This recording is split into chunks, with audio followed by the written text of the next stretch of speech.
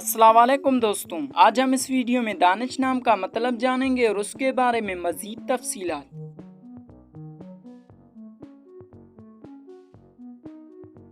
नाम है दानिश। दानिश नाम का लफ्ज़ किस ज़बान से है? ज़बान है अरबी, यानी ये नाम अरबी ज़बान का लफ्ज़ है। दानिश नाम का ताल्लुक किस मज़हब से है? मज़हब है इस्लाम, यानी ये नाम मुसलमानों के लिए इस्तेमाल होता है। दानिश नाम का इस्तेमाल किस जिन्स के लिए होता है? जिन्स है लड़का, यानी ये नाम लड़कों के लिए इस्तेमाल होता है। दानिश नाम के हुरूफ के तादाद क्या हैं? ये नाम 4 हुरूफ और एक लफ्ज़ पर मुश्तमिल है।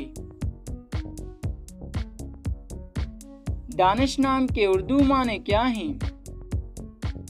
दानिश नाम के उर्दू माने हैं इल्म, अकल, शऊर, समझदार।